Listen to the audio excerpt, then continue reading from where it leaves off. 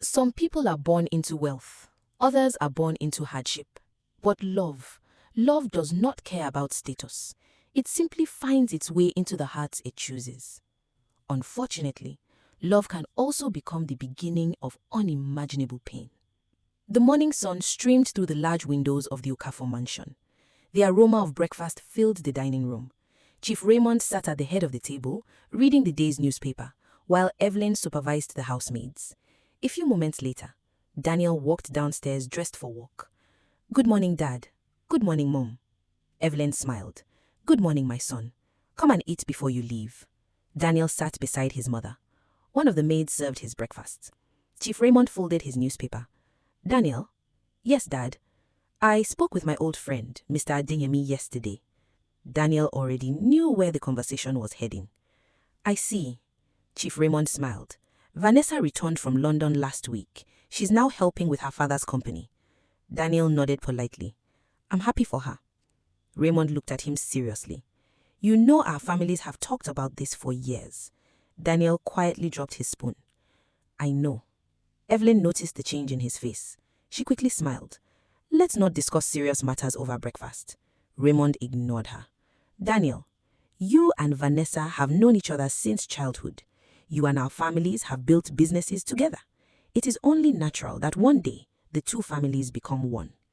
Daniel remained silent for a few seconds. Then he looked up. "Dad, I respect Vanessa. I truly do. But marriage shouldn't be a business agreement. It should be love." Silence filled the dining room. Chief Raymond sighed. "You'll understand when you are older." Daniel smiled gently. "I'm already 30, Dad. I understand more than you think." He stood up. "Kelechi has been waiting outside for almost 10 minutes. I don't want to keep him waiting." He kissed Evelyn on the forehead. "I'll see you tonight." As he walked away, Chief Raymond looked disappointed. Evelyn gently touched her husband's arm. "Don't force him. You can't force love." Across town, the sounds of metal striking metal echoed through Jacob's mechanic workshop. Tobi tightened the last bolt on a customer's vehicle. The owner started the engine. It came alive immediately. The customer smiled. "Excellent work. You've got real talent." He handed Tobi some money. Before Tobi could put it into his pocket, Jacob appeared. He collected the money himself. "I'll keep it." Tobi frowned. "I repaired the car." Jacob looked at him. "And whose workshop did you repair it in?" Tobi said nothing. The customer sensed the tension. "I'll be going." He quickly drove away. Tobi watched his father count the money. "I wanted to buy new sandals for Mama." Jacob didn't even look up. "She doesn't need sandals." Tobi lowered his head. "Her old ones are torn." Jacob finally looked at him. "And whose fault is that?" Tobi blinked in confusion. "My fault?" Jacob walked closer. "If you had become the kind of son I prayed for, your mother wouldn't still be suffering." Grace overheard the conversation as she approached the workshop. "Jacob, what kind of thing is that to say?" Jacob walked away without answering. Grace sighed. She turned to Tobi. "My son, don't let your father's anger change your heart." Tobi forced a smile. "I'm trying, Mama, but every day he gives me another reason to stop trying." Grace hugged him. Neither of them noticed Jacob standing outside the workshop, listening, his eyes slowly filled with tears. That afternoon, community primary school was unusually quiet. The children had gone home. Amara sat beneath the mango tree marking test scripts. A familiar voice interrupted her. "You're still working?" She looked up and smiled. Daniel stood there carrying 2 takeaway packs. "I guessed you skipped lunch again." Amara laughed. "How do you always know?" Daniel sat beside her. "Because every time I visit, I find you working." He handed her one of the food packs. She smiled. "Thank you." For a few moments, they quietly ate. Then Daniel spoke. "Can I ask you something?" "You can." "If money didn't exist, what kind of life would you want?" Amara smiled thoughtfully. "A small house, a loving husband, children running around the compound, and peace." She looked at him. "What about you?" Daniel smiled. "The same." She laughed. "I don't believe you. You already have everything." Daniel slowly shook his head. "No, I have comfort, but comfort isn't the same thing as happiness." Their eyes met. Neither of them spoke. The silence between them felt strangely beautiful. Unknown to both of them, someone had just walked through the school gate. Tobi. He stopped immediately when he saw them sitting together beneath the mango tree. He quietly turned away before either of them noticed. But for the first time in years, his heart felt unexpectedly heavy. As Tobi walked away from the school, he didn't know why the sight of Daniel and Amara together hurt him so deeply. He had only met Amara once, yet it felt as though someone had quietly stolen something from his heart. Little did he know, before long, fate would give him a chance to stand exactly where Daniel was standing. The following morning, Daniel was about to enter his office when his secretary hurried toward him. "Good morning, sir." "Morning, Chioma. You have a visitor." Daniel smiled. "Who is it?" Before she could answer, a familiar voice came from behind him. "You've become very difficult to see these days." Daniel turned around. Vanessa stood there, smiling, elegant, confident. Her beauty attracted the attention of everyone in the reception area. Daniel smiled politely. "Vanessa, when did you get back?" She folded her arms playfully. "So, you've really forgotten me?" Daniel laughed. "I could never." They shook hands warmly. Chioma quietly excused herself. Vanessa looked around the reception. "I've been waiting for almost 20 minutes. Daniel looked embarrassed. "I'm sorry. The board meeting ran longer than I expected." Vanessa smiled. "I know. That's why I brought you lunch." She lifted a neatly packed food basket. Daniel laughed. "You still remember I skip meals?" "I remember everything." For a brief second, Daniel became quiet. Vanessa noticed. She quickly changed the subject. "My dad wants both families to have dinner tomorrow night." Daniel sighed softly. "I had a feeling." Vanessa looked at him. "You don't have to pretend around me." Daniel frowned slightly. "Pretend? I know our parents have plans. I also know your heart isn't there."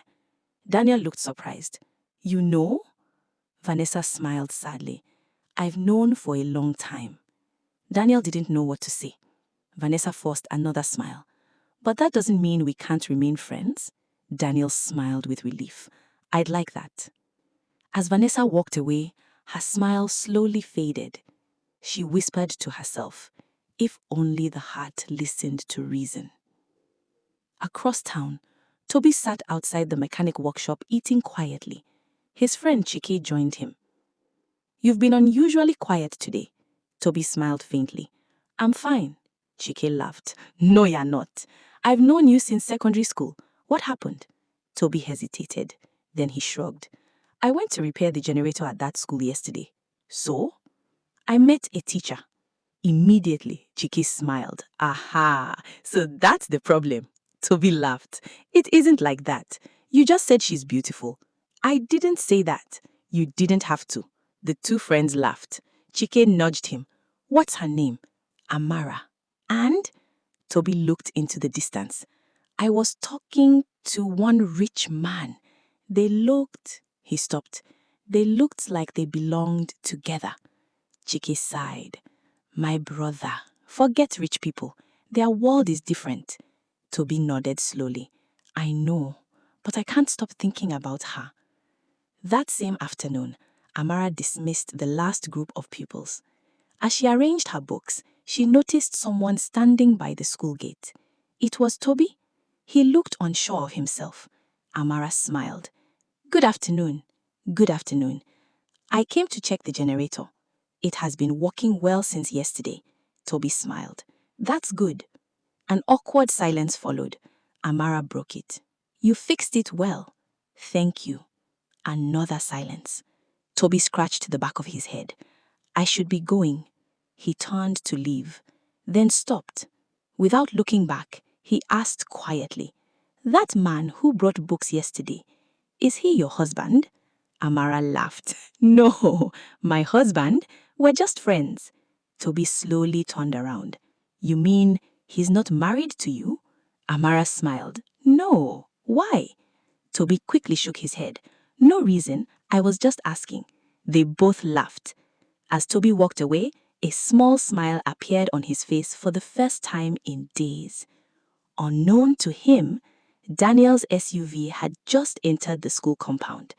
From inside the car, Daniel saw Tobi and Amara talking and laughing. He smiled to himself. It's nice to see she's making new friends. He had no idea that the man walking away would one day become the greatest obstacle between him and the woman he loved.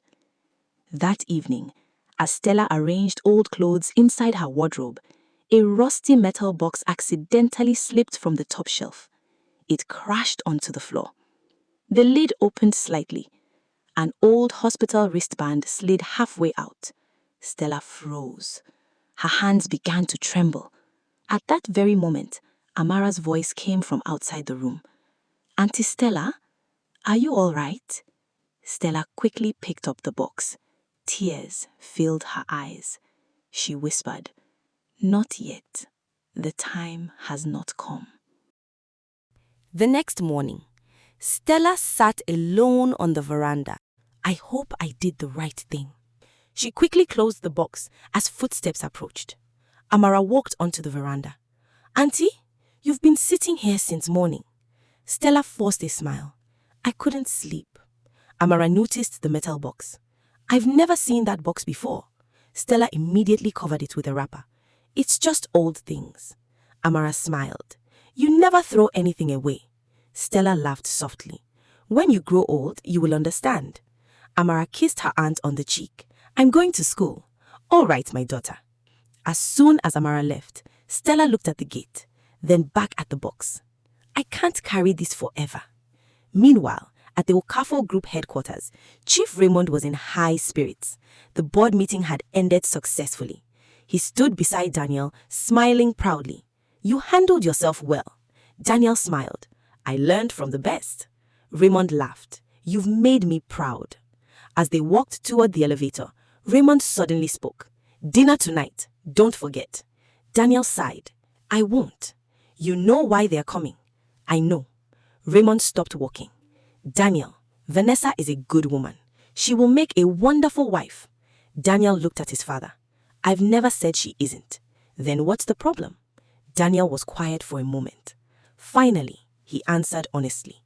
"My heart belongs somewhere else." Raymond frowned. "To that village school teacher?" Daniel looked surprised. "You know?" Raymond smiled faintly. "A father always knows. But listen to me. Love alone doesn't build families." Daniel replied calmly. "Sometimes it's the only thing that keeps them together." Without another word, he walked away. Raymond remained standing in the hallway, watching his son leave. Later that afternoon, Tobi was repairing a customer's motorcycle when his phone rang. It was Grace. "My son, can you come home early today?" Tobi immediately became worried. "Mama, are you all right?" "I'm fine. I just want us to eat together." Tobi smiled. "I'll be home soon."